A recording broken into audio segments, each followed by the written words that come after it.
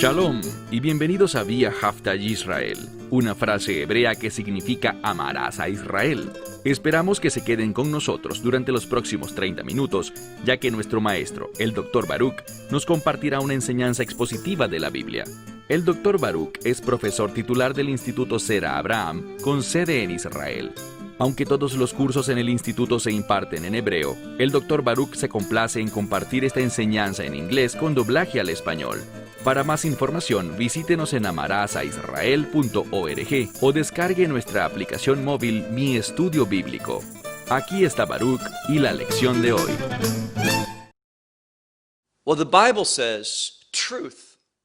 La Biblia dice, la verdad te hará libre. Y Pedro estaba hablando con un grupo de personas, compartiendo la verdad, con el fin de que estos individuos pudieran experimentar una transformación. Y mi esperanza al estudiar este pasaje hoy, continuando desde donde quedamos la semana pasada, es que también experimentemos una transformación. De hecho, una transformación diaria, del mismo modo como la Escritura señala que las misericordias de Dios cada día son renovadas y hechas nuevas para nosotros. De esa misma manera, nosotros crecemos, maduramos. Hay una transformación que ocurre en nosotros cada día para que podamos representar a Dios en este mundo, para que el mundo pueda vernos y reconocer que hemos sido redimidos, no por la sangre de cabras, toros y corderos, sino por la preciosa sangre del mismísimo Hijo de Dios. Y es al Hijo de Dios a quien Pedro quiere presentarle a esta multitud con la que quedamos la semana pasada. Recordarán que estamos leyendo la explicación que Pedro está dando sobre el cumplimiento de la promesa del derramamiento del Espíritu Santo.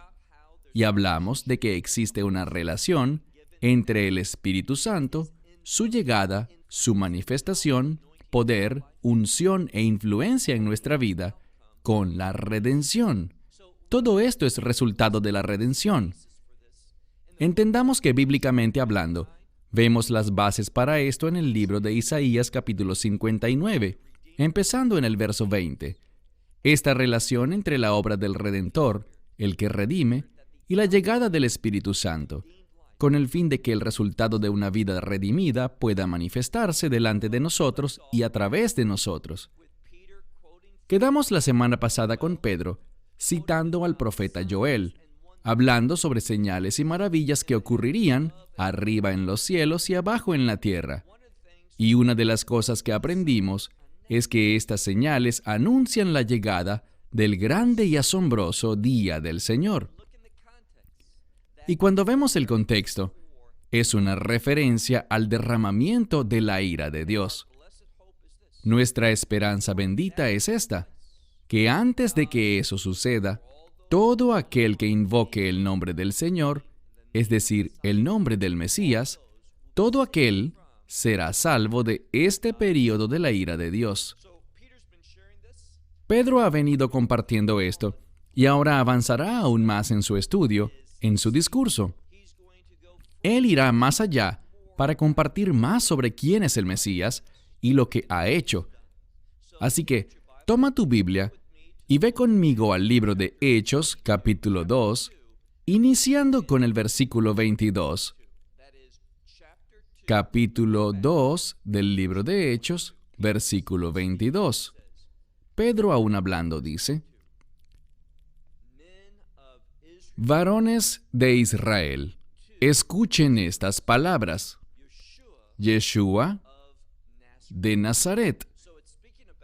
Está hablando en términos muy comunes. Yeshua ha-Nutzeri. Y lo que quiere decir es que él era procedente de esta ciudad de Galilea. ¿Por qué esto es importante? Bien, una de las profecías que nos dejó Isaías en Isaías capítulo 9, en los primeros versos, buscaba revelarnos a este admirable consejero, poderoso Dios, Padre eterno, príncipe de paz, que sería manifestado y que tal manifestación se daría en Galilea de las naciones, es decir, esta porción de tierra que las naciones desean. Esto es lo que significa Galilea de las naciones o Galilea de los gentiles, que es el deseo de las naciones poseer este lugar. Y el Mesías sería manifestado allí. Nazaret era un lugar muy pequeño, muy insignificante. Probablemente apenas unas 40 familias vivían allí, aproximadamente 200 personas, según los eruditos. Esto es en los tiempos de Yeshua. Leemos aquí: varones de Israel, escuchen estas palabras.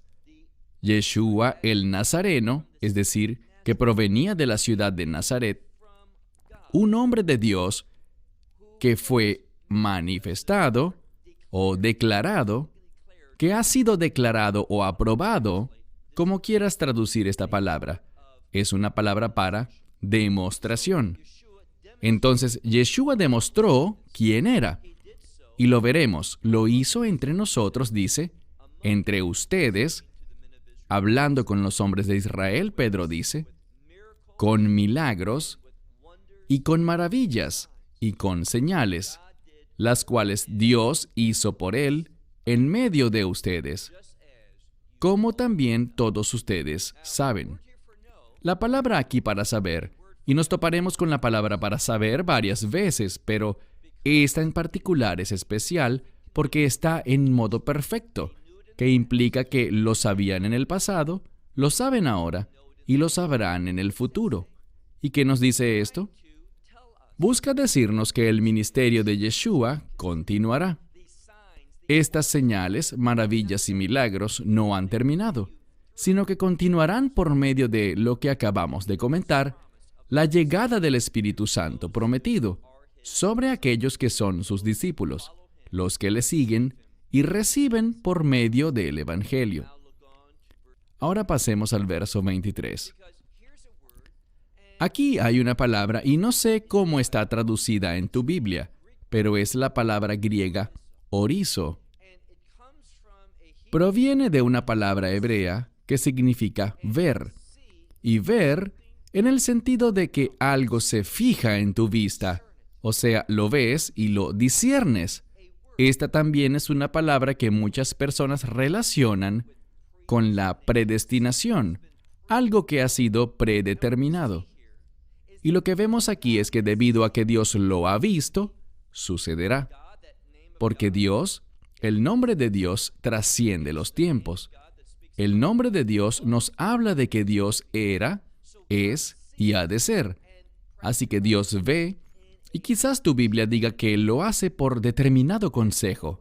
Y lo que sabemos es esto: puesto que Dios lo ha visto, se ha determinado. ¿Y de qué se trata? ¿De qué estamos hablando? Esto se basa también en algo muy importante. Noten lo que dice continuando en el verso 23. Y la presciencia de Dios. Lo que vemos aquí es una conexión.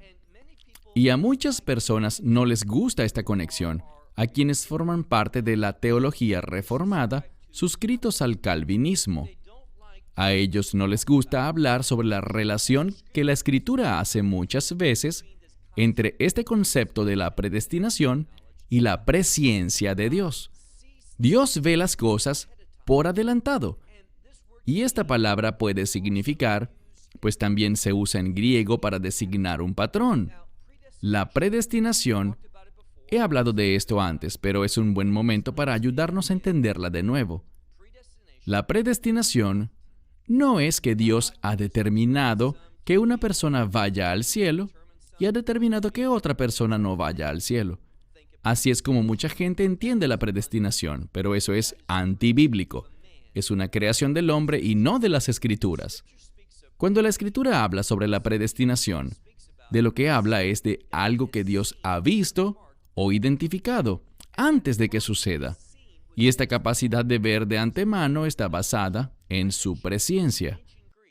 Mencioné que en el griego antiguo, si vas a hacer, por ejemplo, un vestido, hoy en día una persona utilizaría un patrón. Y ese patrón o modelo básicamente te da un concepto de cómo lucirá ese vestido. Así que, si ves el patrón, podrás imaginar cómo lucirá el vestido real. Eso es lo que significa la predestinación. Y está basado, como vemos aquí, en la presciencia de Dios, en que Él lo sabe todo por adelantado. No son cosas que suceden de la nada. La predestinación, de acuerdo a Pablo en Efesios, por ejemplo, es solo para aquellos, solo es relevante para aquellos que están en el Mesías. Así que la predestinación solo tiene que ver con aquellos que han recibido el Evangelio. ¿Y cuál es el patrón? El patrón es el Mesías. ¿Y cuál es la promesa? El resultado será que nosotros seremos como Él. Vamos a recibir un cuerpo de reino. Vamos a ser transformados para ser como Él. ¿Nos haremos divinos? Obviamente no. Nosotros somos simplemente seres humanos redimidos, pero en un estado glorificado, en un estado de reino. Dios ha predeterminado que todo aquel que está en el Mesías será como Él. Eso es la predestinación. Ahora estamos viendo algo en referencia al Mesías. Dios ha visto por adelantado, basado en su presciencia, lo que sucederá con Yeshua, cómo el mundo responderá ante Él. ¿Y de qué más nos habla? Regresemos a este verso de nuevo, verso 23. A este, habiendo sido determinado o predestinado, podríamos decir, también por la presciencia de Dios. Y dice que Él fue tomado o entregado, ¿a quiénes? Tu Biblia puede que diga, a manos inicuas, pero es una palabra muy significativa, y no se trata de un griego difícil. Muchos de ustedes saben que la palabra nomos es ley. Cuando colocamos antes de un sustantivo la palabra griega alfa, la palabra queda negada. Así que en vez de ser alguien que cumple la ley, es alguien que la incumple, que está en contra de la ley. Entonces el Mesías fue entregado y prendido por hombres que tenían manos ilícitas o manos que están en contra de la Torá. Una de las cosas que comparto con mucha frecuencia cuando hablamos de la Pascua, y la mencioné hace unos 2 meses, tiene que ver con Yeshua y su juicio ante el Sanedrín. Sabemos que era la Pascua. La fiesta de los panes sin levadura estaba por llegar.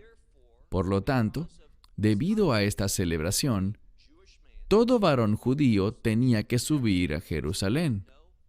¿Significa esto que todos los judíos lo hacían? No, solo los que cumplían la Torá, aquellos que tomaban en serio los mandamientos de Dios. Es muy significativo que ni uno de estos individuos daría falso testimonio con respecto a él.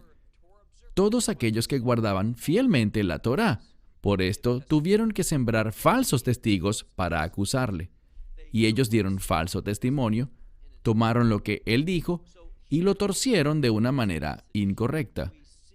Aquí, al mirar este pasaje, vemos muy claramente que él fue tomado o entregado y recibido en manos de personas que estaban en contra de la Torá. ¿Y qué hicieron? Lo sujetaron, y esta es una referencia, no es la palabra normal para crucifixión, es una palabra para sujetar, obviamente, clavado al madero, y dice que murió. Verso 24. Lo que Pedro está haciendo aquí es iniciar esta segunda parte, y serán 3 partes las que vamos a estudiar.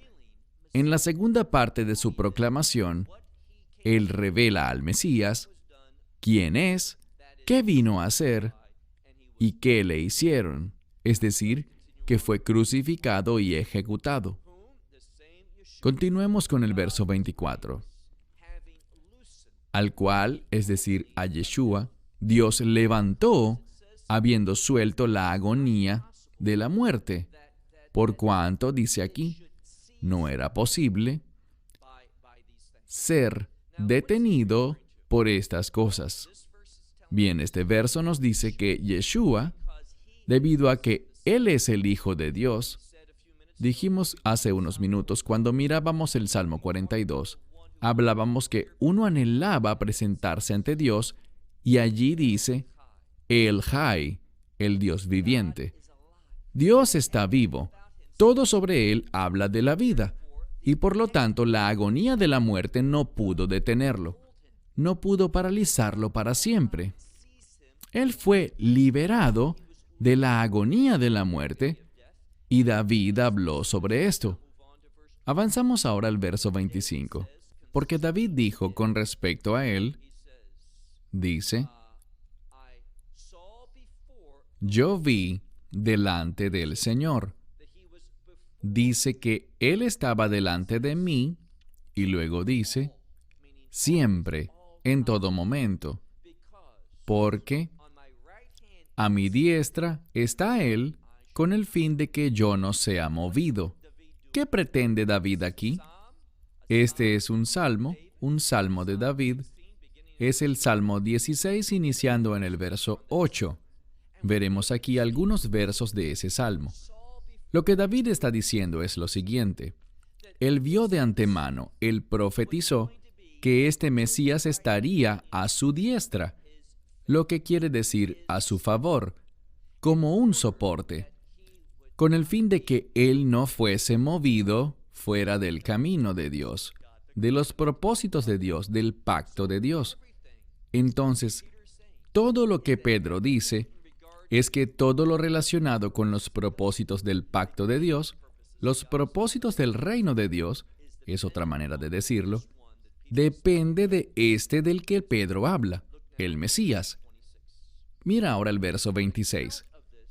Por esta razón, mi corazón se alegra y mi lengua se regocija, porque mi carne habitará, y la palabra aquí es habitar, y es una acción continua. Habitará en esta esperanza. Algunas Biblias dicen, mi corazón descansará en esta esperanza, pero literalmente es la palabra para habitar. ¿Y por qué es importante? Descansar algunas veces tiene el sentido de retirarse de la rutina. ¿Sabes? Me voy a ir lejos, me iré a un retiro y descansaré. Me voy de vacaciones, me quiero desconectar de todo. Usamos ese tipo de expresiones, pero eso no es lo que esto quiere decir.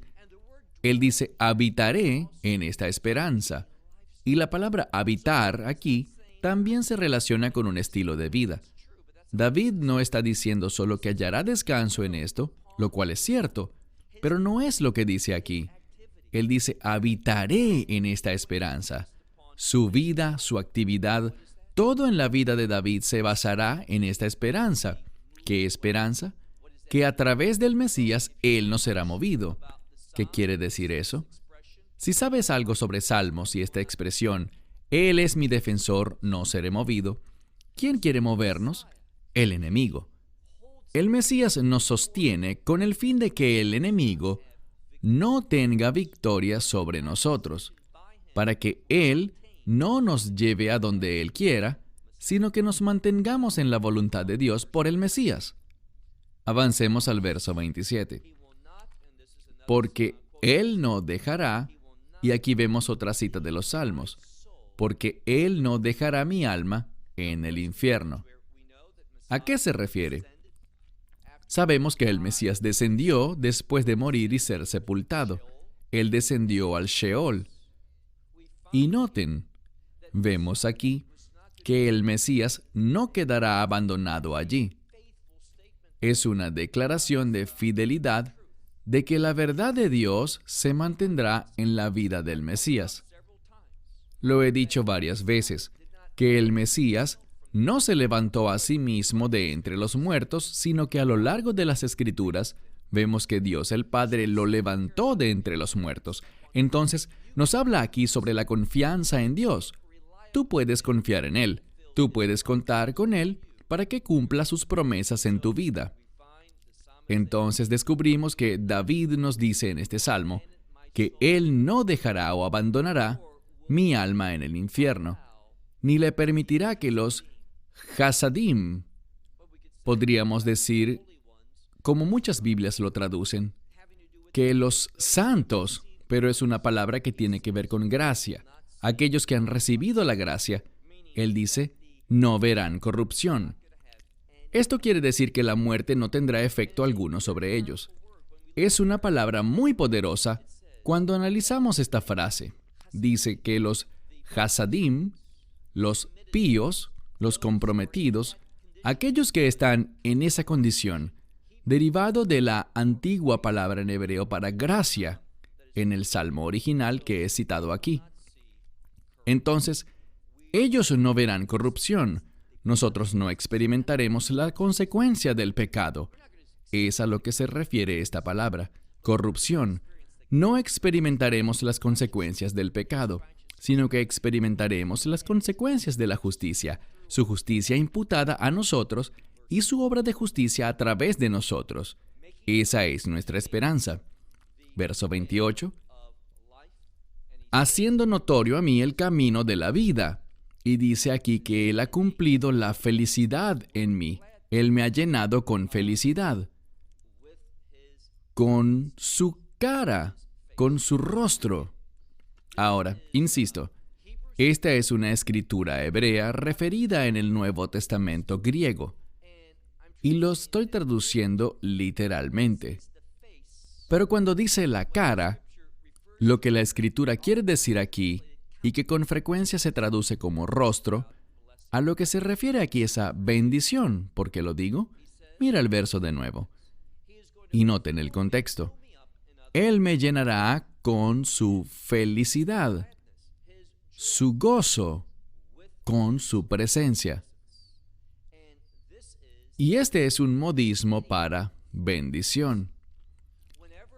Siempre que el rostro de Dios se mencione, siempre que se refiera a que Él nos dé su semblante o su cara, ¿cuál es el resultado? Bendición. Entonces, cuando dice estaré lleno de alegría, es porque David aquí está recibiendo sus bendiciones. Pasemos ahora al verso 29. Dice, varones hermanos, permítanme hablar libremente. Esta palabra puede significar también francamente, con seguridad o con confianza. Dice, permítanme hablar con confianza o libertad ante ustedes con respecto al patriarca David, quien también murió y fue sepultado, y su tumba está con nosotros hasta el día de hoy. Esto es importante porque, ¿dónde está sucediendo este evento? Bien, es cerca de la tumba de David, y aproximadamente 900 años después de la muerte y sepultura de David. Ellos todavía sabían dónde quedaba su tumba. ¿Por qué razón? Bien. David se relaciona con la esperanza mesiánica. Y uno de los pensamientos, no según la Escritura, señala que David, el rey de Israel, está vivo y existe. Es algo que se entona en cánticos con frecuencia dentro del judaísmo. Su tumba está entre nosotros, pero no creemos que Él esté muerto. Y por lo tanto, aquí vemos que Pedro hace un paralelismo de esto con respecto al Mesías. Del mismo modo que la tradición judía considera que David está vivo y existe, que la muerte no lo dominó, del mismo modo tenemos aquí al Mesías. Por supuesto, de un modo mucho más poderoso. Uno es tradición, el otro es la verdad, ya que el Mesías de verdad resucitó de entre los muertos. Apareció por 40 días con pruebas convincentes, luego de lo cual, del mismo modo ascendió 40 días después de resucitar, y lo que leemos aquí ocurrió 10 días más tarde. Entonces dice, permítanme hablar con libertad y confianza entre ustedes, con respecto a nuestro patriarca David, porque él también murió y fue enterrado, y su tumba está con nosotros hasta el día de hoy. Verso 30. Por lo tanto, siendo un profeta y sabiendo el juramento que Dios le hizo. Entonces, David testifica algo. Sabiendo el juramento, y aquí habla de un juramento, un pacto que Dios hizo con él. Lean en la mitad del verso 30, que del fruto de sus lomos, de acuerdo con la carne, el Mesías se levantaría. Él levantaría al Mesías y lo sentaría en su trono. David habló claramente. Él testificó, él profetizó, él vio de antemano esta resurrección. Así que si tú crees que David habló la verdad, deberías anticipar a un Mesías resucitado. A esto es a lo que David hace alusión de manera muy contundente En hebreo diríamos beofen, bolet, beyoter. Beofen, de manera, bolet es uno que es enfatizado, que es manifestado de manera fuerte y de un modo muy claro. Si crees en las palabras de David, tienes que creer en un Mesías resucitado. Y si tú crees en un Mesías resucitado, tienes primero que creer en un Mesías crucificado, uno que murió. Por esto es que la Escritura es tan precisa. Y el problema hoy entre la mayoría de los judíos es que no basamos nuestras creencias en lo que revela la Escritura. No, las basamos en los sabios de la antigüedad. Algunas veces ellos dicen cosas interesantes y cosas que son ciertas, pero con demasiada frecuencia nos sacan de la verdad de las Escrituras, de lo que la palabra de Dios majestuosamente nos revela, y se trata de que el Mesías tenía que resucitar de entre los muertos, y también tenía que morir como el pago de nuestros pecados. Veremos esto explicado claramente ante nosotros. Ahora miren conmigo por favor el verso 31. Viéndolo de antemano, todas estas cosas hablan sobre David. Él era un profeta, y él vio lo que Dios determinó antes de que ocurriera. ¿Qué vio específicamente? La muerte, sepultura y resurrección del Mesías. Él vio esto y lo escribió como un testimonio para nosotros en los Salmos. Y leemos este pasaje de la Escritura. Mire de nuevo el verso 31. Y viéndolo de antemano, habló con respecto a la resurrección del Mesías. Y aquí regresa para ayudarnos a entender lo que quiere decir el salmo que citó anteriormente, que Él no dejaría a su alma en el infierno, ni a su carne ver corrupción. Y ahora Él habla con firmeza. Él menciona al Mesías y dice, y a este Yeshua Dios lo levantó delante de todos nosotros, quienes somos testigos. Entonces, ellos están testificando, y muchos de ellos que están allí han visto al Mesías resucitado, es lo que dice. Porque todos nosotros somos testigos. Verso 33. Por tanto, a su diestra Dios lo exaltó, y también la promesa del Espíritu Santo, habiéndola recibido del Padre, dice, Él derramó. Así que vemos la relación.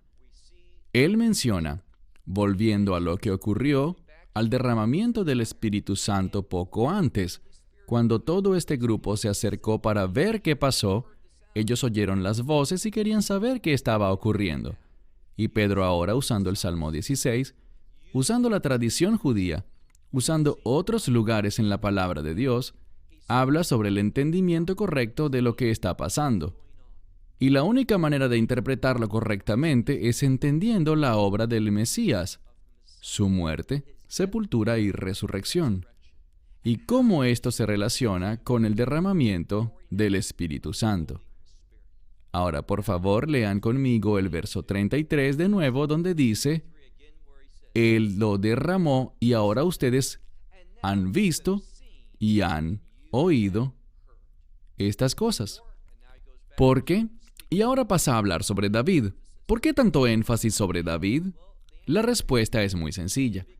Porque David, siempre que vemos a David, debemos pensar en Ben David, que es el Mesías. Los sabios de la antigüedad dicen que mientras más estudies a David, más podrás entender sobre el Mesías.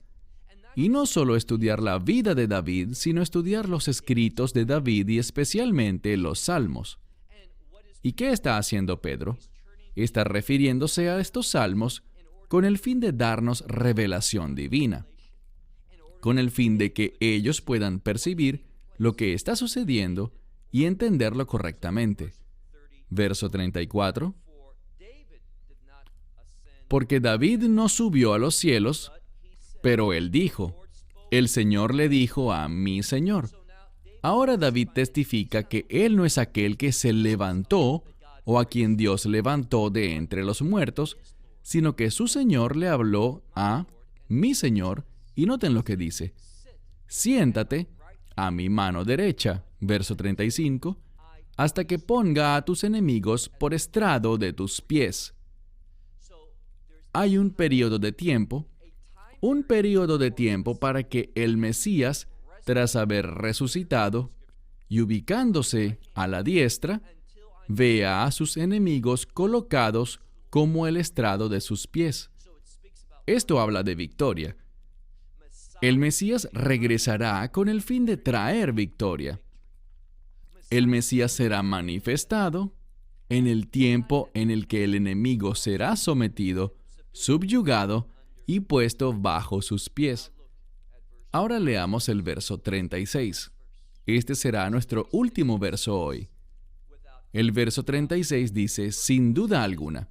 De hecho, la primera palabra es, por lo tanto, literalmente es la segunda en el texto griego, porque esta palabra aquí, no puede iniciar el pasaje, pero está reducida de primero. Entonces dice, por lo tanto, y luego tenemos la palabra aspalos, que significa sin que quepa la menor duda.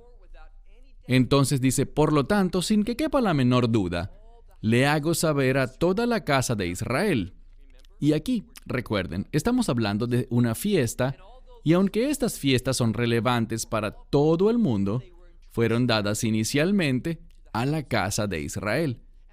Y el pueblo que se reunió allí, ante el mandamiento de Dios, de que subieran a Jerusalén 3 veces al año, con el fin de adorar de una manera única, en la fiesta del pan sin levadura, luego ofreciendo por supuesto la Pascua, para mantener esta fiesta del pan sin levadura, Shavuot o Pentecostés, y luego en el otoño el Sukkot o la fiesta de los tabernáculos. Aquí estamos en medio de las 3 fiestas. La segunda, Shavuot.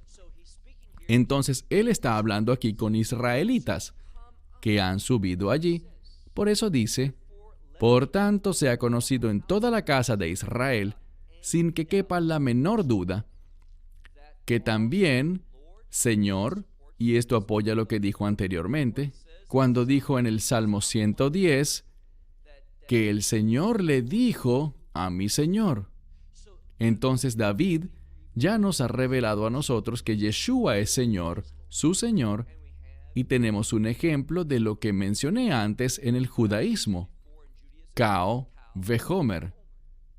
Cao es luz, Homer es más aún. Si David dice, el Mesías es mi Señor, que Yeshua es el Mesías, ¿cuánto más aún tú y yo y toda la casa de Israel y todas las naciones deberíamos recibirle? Esa es la intención de este pasaje en las Escrituras. Mira de nuevo. Por lo tanto, que sepa toda la casa de Israel, sin la menor duda, que también Señor y Mesías, el Señor le hizo. Cuando dice Dios le hizo, no está hablando de que Dios creó al Mesías. Eso sería una herejía. No. Tiene un sentido de que Dios designó el tiempo para que se manifestara. Sabemos que el Mesías es perfectamente sumiso, y debido a esta cualidad de ser perfectamente sumiso, Él cumplió, se vació a sí mismo y llegó incluso a la muerte en el madero, entregando su vida. ¿Qué dice el libro de Filipenses capítulo 2? Dice que Dios le dará al Mesías un nombre que es sobre todo nombre. Ahora, Él siempre tuvo ese nombre. Él es el eterno Hijo de Dios. Aprende este principio. Nunca hubo un tiempo en el que Yeshua no existiera. Él no fue creado, eso es herejía. Él es el eterno Hijo de Dios y Él es el creador de todas las cosas. El libro de Colosenses dice que todas las cosas fueron creadas por Él y para Él, y Él sostiene todas las cosas. Este es Dios el Hijo. Pero aquí está siendo declarado que este que se humilló a sí mismo y se vació a sí mismo hasta llegar a la muerte, que Dios lo hizo, es decir, lo señaló, lo designó como Señor y Mesías. ¿A quién le hizo esto? A este Yeshua, a quien ustedes, literalmente, y aquí tenemos la palabra, crucificaron. Entonces, lo que Pedro ha conducido aquí es un poderoso mensaje de revelación con respecto al Mesías. Estos individuos, muchos de ellos, estuvieron allí presentes, ¿no es así? Del mismo modo como siguieron el mandamiento de subir a Jerusalén para Shavuot ese día, seguro también obedecieron ese mismo mandamiento 7 semanas atrás de estar en Jerusalén para Pesach y Hakamatzot, la Pascua y la fiesta de los panes sin levadura. Ellos conocían estos eventos, escucharon sobre estos hechos, y ahora Pedro, en Shavuot, está revelando por medio de las Escrituras, por medio de los Salmos que David escribió, que aprendimos, que de acuerdo a la tradición judía, mientras más sabes sobre David, mientras más estudias sus escritos, más serás capaz de percibir y entender al Mesías. Entonces, Pedro, sabiendo esto, viniendo de este trasfondo, es su cultura. Él fue inspirado para elegir de entre los escritos de David con el fin de revelarlos. Él era un pescador a quien la gente miraría con desprecio, sin entrenamiento formal, pero ese día habló con valentía, con confianza, revelando la verdad de la palabra de Dios, con respecto a la muerte del Mesías, el hecho de que Dios no lo dejaría ni lo abandonaría en el Hades, sino que le dio la victoria. Dios lo levantó de entre los muertos y como fue resucitado de entre los muertos, pisoteó a la muerte y al pecado y ahora, como lo dice Pablo en Filipenses, se le ha dado un nombre que es sobre todo nombre, para que ante el nombre de Yeshua toda rodilla se doble y toda lengua confiese para la gloria de Dios que Él es el Señor. Así que te pregunto, ¿es Él el Señor de tu vida? Porque no hay duda de que Él es el Señor, pero ¿estás en una relación de pacto con Él? ¿Le has recibido? Y solo hay una forma de hacerlo, y esta es por medio del Evangelio. Eso implica reconocer tu pecado, tus transgresiones, esas cosas que has hecho en contra de los mandamientos de Dios. Admitiendo tu pecado, y del mismo modo reconociendo la muerte de Yeshua sobre el madero, hace casi 2000 años atrás, como el pago completo y suficiente para que puedas ser perdonado. Entonces, si tú dices en una oración sencilla, Dios, yo soy un pecador, he desobedecido tus mandamientos, me encuentro muy lejos de tu perfección, de lo que tú quieres que yo haga. Confieso mi pecado, pero igualmente confieso a Yeshua, a Jesús de Nazaret, como el Salvador, como el Mesías. Reconozco que su muerte sobre la cruz pagó por todos mis pecados, por todas mis transgresiones, todas las del pasado, del presente y, ni Dios lo quiera, todas las del futuro, para que yo pueda ser totalmente perdonado, eternamente perdonado y recibir la vida eterna. Yo creo que Él murió por mí y creo que tú lo levantaste de entre los muertos y que ahora Él se sienta a la diestra de Dios intercediendo por mí. Lo recibo por fe en el nombre de Jesús. Amén. Esperamos que te hayas edificado con el mensaje de hoy y lo compartas con otros. Te invitamos a seguir nuestros estudios cada semana por este canal y por el portal de YouTube de Amarás a Israel. También puedes descargar nuestra aplicación móvil gratuita, Mi Estudio Bíblico.